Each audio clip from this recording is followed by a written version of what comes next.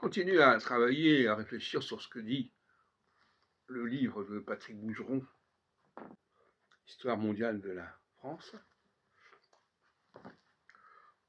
Et il parle à un certain moment de la colonisation et de la décolonisation. Mais ces concepts doivent être théorisés de manière beaucoup plus puissante. À savoir que tout est là, l'enjeu est toujours là. Faut-il s'agrandir, additionner, aller vers le plus, ou faut-il se restreindre, aller vers le moins? Plus, moins. Plus, c'est 45 degrés, 135 degrés.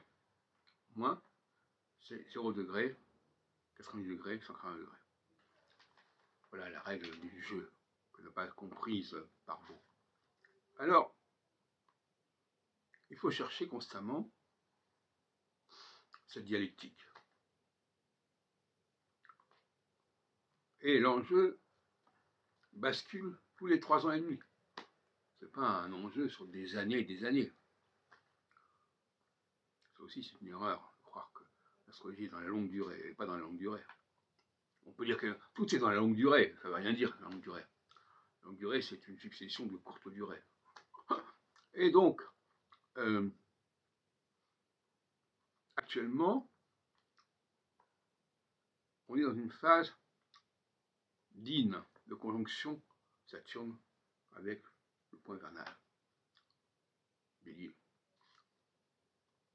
Donc, les alliances sont en crise, alors qu'elles étaient favorisées il y a 3 ans et demi.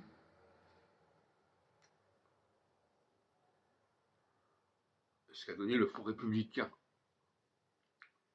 C'est une catastrophe d'une certaine manière, puisque ça a uni des gens qui n'avaient rien à faire ensemble.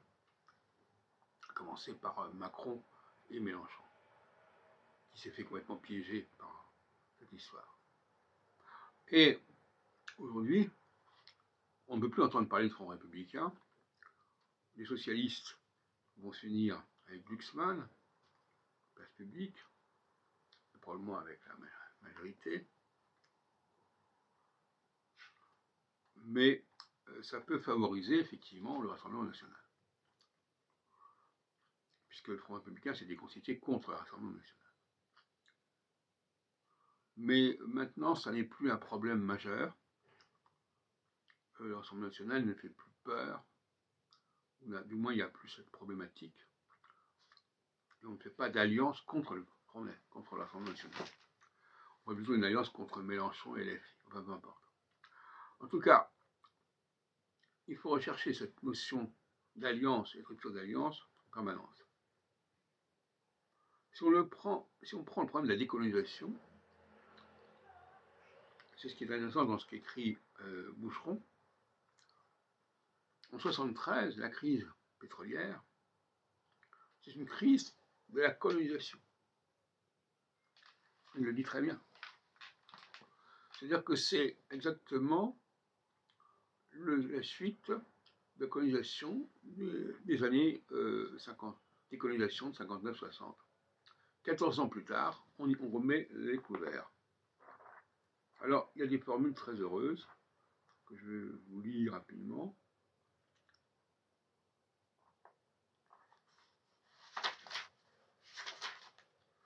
Un monde ouvert et épuisé. Avec le choc pétrolier de 1973, c'est tout le modèle de croissance des années d'après-guerre qui s'affrite. Une autre mondialisation s'annonce. Et alors, finalement, le 17 octobre 1973, en réponse au soutien occidental à Israël dans la guerre de Kippour, l'Organisation des pays exportateurs de pétrole, l'OPEP, décide un ralentissement de l'extraction et une augmentation du prix du baril en quelques mois, etc. Et ça, c'est un effet de la décolonisation. C'est une suite, confirmation de la décolonisation. Puisque quand un aspect se reforme, eh bien, il vient renforcer ce qui avait été réalisé avec le même aspect antérieurement.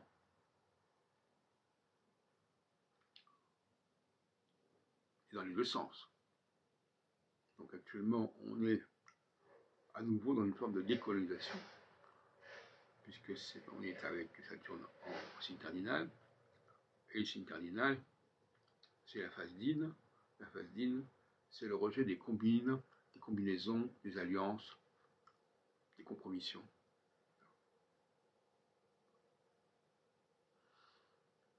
Et dans 3 ans et demi, en revanche, on va retrouver une dynamique d'alliance, d'agrandissement, de plus plutôt que de moins, qui avait contribué d'ailleurs aux accords de Munich, qui avait permis à l'Allemagne de s'agrandir aux dépens de la Tchécoslovaquie, puis de l'Autriche, etc.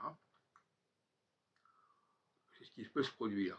Et en 2022, d'ailleurs, c'est ce qui est produit avec la Russie, qui a voulu s'agrandir aux dépens de l'Ukraine. Mais là, maintenant, c'est le contraire qui se produit. Mais ça ne veut pas dire pourtant que l'Ukraine va rester intacte, parce que la Crimée ne fait pas partie véritablement de son espace naturel, et elle risque bien de se voir définitivement ôtée à l'Ukraine, entre autres. Bon, je continuerai par écrit.